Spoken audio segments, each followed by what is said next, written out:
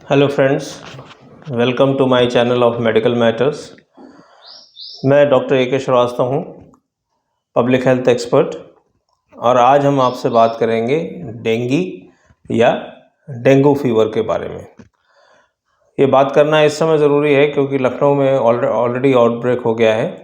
काफ़ी लोगों को हो रहा है और काफ़ी लोग इससे सीरियस होकर एडमिट भी हो रहे हैं, और ये हर 2-3 साल बाद लखनऊ में हो जाता है और सभी जगह पूरे इंडिया में हो जाता है, बट लखनऊ से हम ज़्यादा इमीडिएटली कंसर्न है।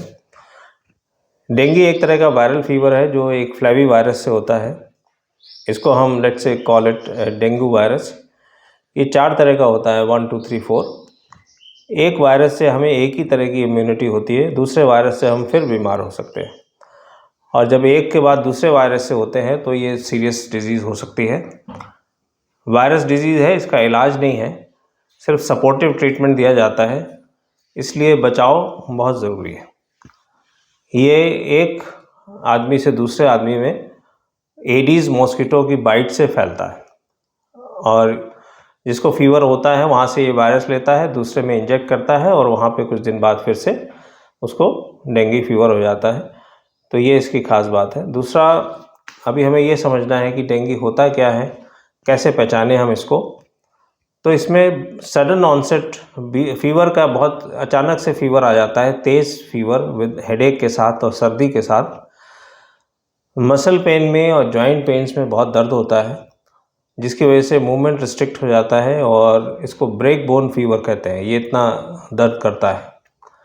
इसकी खास एक और सिम्टम है डेंगू का, उसको रेट्रो ऑर्बिटल पेन बोलते हैं। मतलब आँख जब आप मूवमेंट करते हो तो आँख के पीछे आपको डीप सीटेड दर्द महसूस होता है। जब आप आँख मूव करोगे तो उसके अंदर आपको लगेगा कि मुझे इस पे पीछे दर्द हो रहा है। फोटोफोबिया हो जाता है, पेशेंट को लाइट पसंद नहीं होती, वो अंधेरे में रहना चाहता है। 80% पेशेंट में स्किन में चकत्ते हो जाते हैं क्योंकि ब्लीडिंग शुरू हो जाती है, प्लेटलेट काउंट कम हो जाता है, और ये रैशेस की वजह से मीजल्स या रुबेला जैसा भी लगता है। कभी एन्केफेलाइटिस जैसे सिम्टम भी आ जाते हैं, पेशेंट गफलत में हो जाता है, और कभी फीवर के साथ वॉमिटिंग और डायरिया होता है। तो ये गैस्ट्रोएंटेराइटिस जैसा दिखता है, मगर है ये डेंगू। क्योंकि बीमारियां जो हैं हमारी मेडिकल की बुक पढ़ती नहीं हैं, अपनी मर्ज़ी से आ जाती हैं, तो इसलिए हमें दूसरी तरह से भी इसको समझना पड़ेगा कि ये कहीं डेंगू तो नहीं है सीज़न के हिसाब से। अब जो ब्लीडिंग होती है स्किन में, और कई बार अंदर प्लाज्मा लीक हो जाता है, उसकी वजह से हमारा सर्कुलेटरी वॉल्यूम बहुत कम हो जाता है ब्लड का, और हमें ब्लड प्रेशर डाउन हो जाता है, और हमें शॉक टाइप की चीज़ हो जाती है। तो 3 तरह का डेंगू हो जाता है, एक नॉर्मल डेंगू, एक डेंगू विद हेमरेजेस मतलब ब्लीडिंग के साथ, खून के साथ, और तीसरा है हेमरेज के साथ में शॉक हो जाता है, ब्लड प्रेशर बहुत डाउन हो जाता है, पेशेंट बिल्कुल गफलत में हो जाता है, और ये डेंजरस चीज़ हो जाती है। तो ये 3 तरह से प्रेजेंट कर सकता है डेंगू हमें। अब डेंगू को अगर हम शक कर रहे हैं तो इन्वेस्टिगेशन जांच क्या करें। सबसे पहला तो है कि हमें एक ब्लड काउंट कराना होगा, हीमोग्लोबिन, प्लेटलेट, टीएलसी, डीएलसी। ये एक बेसिक काउंट होता है, बेंचमार्क बोलते हैं इसे, ताकि बाद में कोई चेंजेस हो तो हम इससे कंपेयर कर सकें कि पहले क्या था और अब क्या है। फिर डेंगू के लिए खास इन्वेस्टिगेशन होता है, एंटीजन होते हैं, पीसीआर होता है, इवन वायरस भी चेक किया जा सकता है। तो NS1 इसमें से एक एजेंट है, एंटीजन है, जो कि डे 1 से पॉजिटिव हो जाता है, तो हमें पता लग सकता है इसकी डायग्नोसिस। अब हम इसको मॉस्किटो को कैसे पहचानें। मॉस्किटो में हमने बताया ये ब्लैक कलर का बॉडी होती है उसकी, और इसमें वाइट स्ट्राइप्स होते हैं, जिसकी वजह से इसको टाइगर मॉस्किटो बोलते हैं। ये फियरलेस डे टाइम बाइटर है, बिल्कुल डरता नहीं है, दिन में काटता है ज़्यादा ये, और इसको ह्यूमन ब्लड पसंद है, और ये कई लोगों को एक साथ काटता है, जिसकी वजह से cluster of cases, number of cases बढ़ जाते हैं, उसके पेशेंट के अराउंड में कई केसेस हो जाते हैं। ये हमारे घर के पास ही ब्रीड करता है आर्टिफिशियल कलेक्शंस में, तो इसको समझना और कंट्रोल करना आसान है। घर के पास नालियों में ब्रीडिंग हो रही होगी अगर नाली ब्लॉक है, घर में कूलर पड़े होते हैं उनमें पानी भरा हुआ है, डिस्कार्डेड टिन पड़े हैं, बॉटल पड़े हैं, बकेट्स पड़ी हैं, मिट्टी के टूटे हुए बर्तन पड़े हैं, कोकोनट शेल पड़े हुए हैं और फ्लावर पॉट्स घर में अंदर गुलदस्ते रखे हुए हैं, फ्लावर पॉट्स के नीचे प्लेट रखी हुई है, उसमें पानी भर जाता है। इन सब जगह पे ब्लीडिंग होती है। तो यहाँ पे हमें चेक करना है और इनको खाली करना है, ड्राई करना है और घर के पास कबाड़ नहीं इकट्ठा होने देना है। ये एक बहुत बड़ी बात है। अब अगर हम पेशेंट को घर में मैनेज करना चाहते हैं इनिशियली, तो हम क्या करें और क्या ना करें। सबसे बड़ी बात तो ये है कि जैसे हमें डेंगू पे शक होता है, हम एस्पिरिन, ब्रूफेन या इस ग्रुप की कोई भी medicine, non steroidal inflammatory drugs बोलते हैं, इस ग्रुप की कोई भी मेडिसिन हम नहीं देंगे, नहीं तो ये प्लेटलेट काउंट ड्रॉप हो जाता है और ब्लीडिंग हो सकती है, ये खतरनाक हो सकता है, तो इसको नहीं देना हमें। तो हमारे पास सेफ़ मेडिसिन क्या बचती है? पैरासीटामॉल। 600 मिलीग्राम पैरासीटामॉल दिन में 3 बार दें और इससे ज़्यादा बुखार होता है, फिर भी तेज़ होता है, तो हम इसको कोल्ड स्पंजिंग कर करके या टेपेड वाटर की स्पंजिंग करके पंखे के नीचे पेशेंट का बुखार कम करें। और हम इसके साथ पेशेंट को बहुत सारा फ्लूइड दें, तरल पदार्थ दें। तो ORS बाज़ार से मिलता है, ORS ले लें, 1 लीटर पानी में घोलें और पेशेंट को जितना चाहिए पिलाएं। अगर उसको स्वाद पसंद नहीं है तो उसमें नींबू डाल दें, कुछ और डाल दें, बट उसको पानी खूब पिलाना है ORS के साथ, मिनरल सॉल्ट्स और पानी। और फ्रूट जूसेस दे सकते हैं, सूप दे सकते हैं, घर में दाल का पानी, छाछ, कुछ भी दे सकते हैं। कोलाज वगैरह नहीं दें, बाकी सब तरह का पानी उसको दें।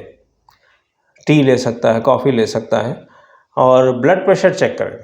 ब्लड प्रेशर आजकल इलेक्ट्रॉनिक मशीन है, बहुत डॉक्टरी की ज़रूरत नहीं है, आप सीधे लगाइए, पता कर लीजिए। ब्लड प्रेशर अगर ड्रॉप हो रहा है तो ये ख़तरनाक बात है, आप चौकन्ने होइए और डॉक्टर को दिखाइए। अब ये तो होम मैनेजमेंट है। अब इस होम मैनेजमेंट में हमें डॉक्टर के पास या अस्पताल के पास कब इमीडिएटली लेके जाना है, ये हमें समझना होगा। पेशेंट इम्प्रूव नहीं हो रहा है, पेशेंट हमें बीमार ज़्यादा दिख रहा है, उसको वॉमिटिंग और सीवियर पेन एब्डोमेन में है और ये कंटिन्यू हो रहा है, हमारे दवा से नहीं ठीक हो रहा है। यूरिन नहीं हुई है 6 to 8 आवर्स में, हाथ पैर उसके गीले हैं और ठंडे हो रहे हैं और कहीं से भी ब्लीडिंग हो रही है, नाक से ब्लीडिंग हो रही है, स्टूल में, लैट्रिन में ब्लीडिंग हो रही है, स्किन में ब्लीडिंग हो रही है, तो हमें पेशेंट को इमीडिएटली अस्पताल ले जाना चाहिए। अब प्रिवेंशन के लिए हम क्या कर सकते हैं? प्रिवेंशन के लिए सबसे पहले तो हम अपने को एडल्ट मॉस्किटो बाइट से बचाना है। मॉस्किटो नेट इस्तेमाल कीजिए, फुल स्लीव्स के कपड़े पहनिए, DMP ऑयल, मॉस्किटो रिपेलेंट जितने सारे होते हैं उनको यूज़ कीजिए, मॉस्किटो कॉयल यूज़ कीजिए, ओडोमॉस, इस तरह की कोई भी चीज़ है उसको यूज़ कीजिए।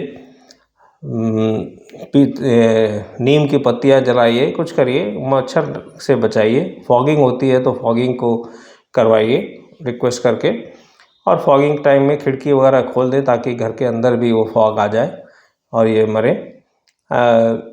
शाम के टाइम में ये मच्छर बहुत ज़्यादा इकट्ठा होते हैं, इनका स्वार्मिंग का टाइम होता है, मीटिंग का टाइम होता है बहुत, तो उस समय बच्चों को बाहर ना खेलने दें, उनकी एक्टिविटी चेंज करें। रोल ऑन वगैरह आते हैं, कपड़ों में लगा दीजिए तो मॉस्किटो नहीं काटे। कैसे भी करके आपको मॉस्किटो से बचाना है।